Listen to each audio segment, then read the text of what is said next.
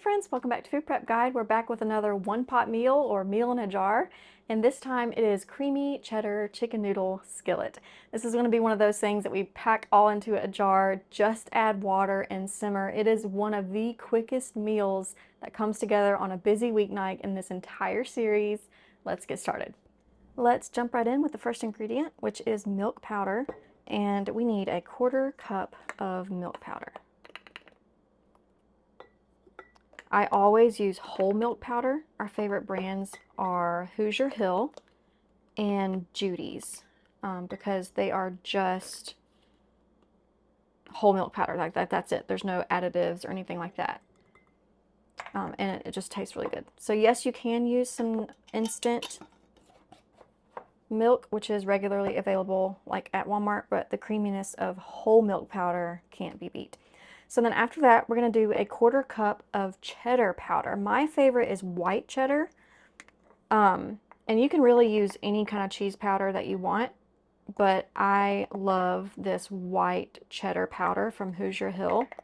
That's also available on Amazon. I'll have both of those linked in the description box. But any kind of cheese powder that you have will work here. I also like that it keeps the whole dish a nice creamy white color. But the flavor is really why I'm doing it, really why I like it. Okay, so next is going to be 2 teaspoons of arrowroot powder. So you have options here. You can use cornstarch or you can use flour. So this is our thickening agent. Whatever thickening agent you would typically put in your recipes, go ahead and add that here. We need 2 teaspoons. I use arrowroot powder for almost always, sometimes flour. Whoops.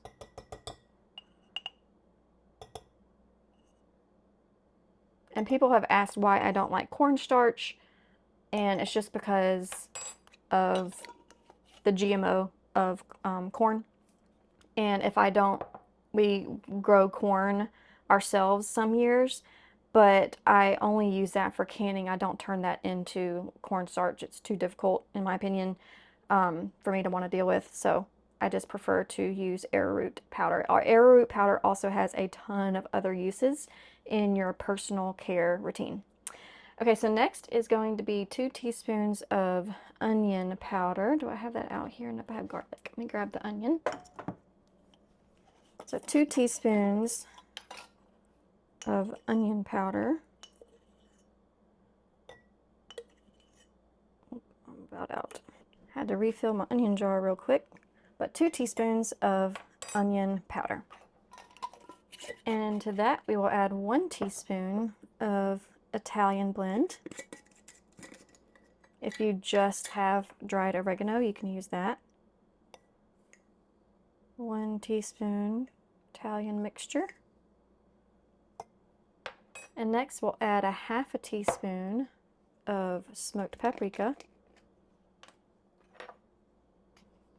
We get our smoked paprika and a lot of our spices from Frontier Herbs.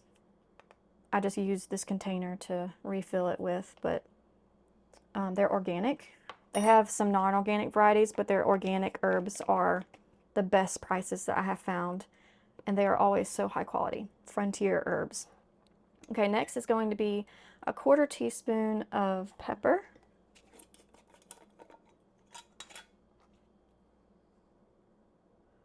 Quarter teaspoon. I think they might be called Frontier Co-op, actually. Frontier Co-op or Frontier Herbs. I can't remember. Okay, and to that, we're going to add our 1/2 cup of freeze-dried mixed vegetables. If you are going to be using dehydrated, that is totally fine. Dehydrated vegetables will work in this recipe. Just use a 1/4 cup instead. Dump out that cheese powder. Whoops. Grabbing the 1/4 cup. But I'm using freeze-dried, so I need 1/2 cup. Or 1/4 cup of dehydrated. And this was just those frozen mixed vegetable blends at the store. I get them when they go on sale. They usually go on sale once or twice a year. And I try to get a year's supply worth whenever that happens, and then I go ahead and I used to throw them all in my dehydrator, and now I throw them all in my freeze dryer, and boom, it's done. So after that is our pasta. I'm going to be using, we need 2 cups of pasta, but the amount kind of depends on how big your shell is or your pasta size is. I'm using these broken bits of rotini. So 2 cups if you are using small rotini, small shells, or the elbow macaroni. If you're using anything larger than that, like a big penne noodle or something like that, you're going to want to go down to 1.5 cups. But we need 2 cups total, and I am going to use a funnel for this because it will go everywhere.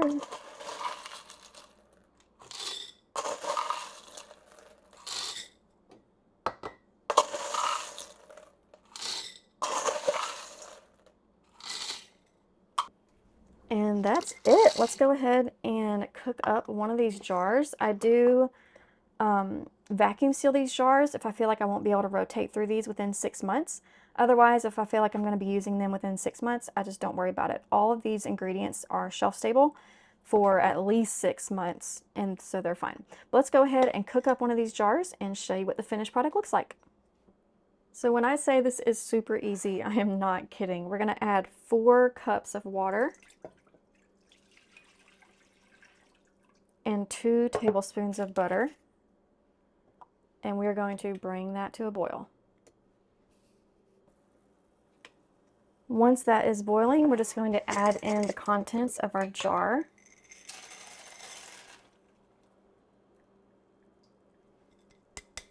And a can of chicken.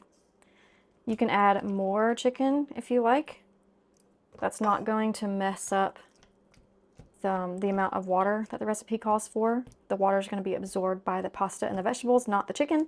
So if you want to add more chicken, by all means, go ahead. You can also use, if I were feeding, let's see, this recipe is more of a lunch as far as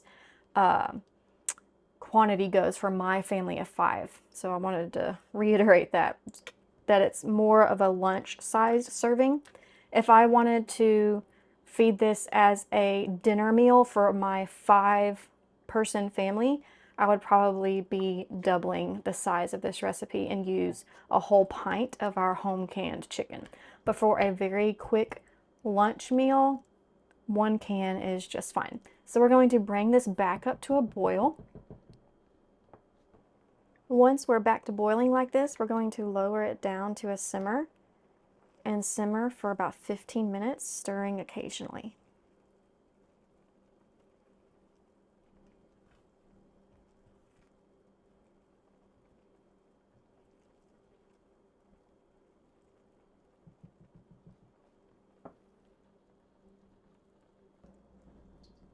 Once the 15 minutes are up, we're going to turn off the heat and go ahead and move it off the heat and let it cool for about 5 minutes before serving.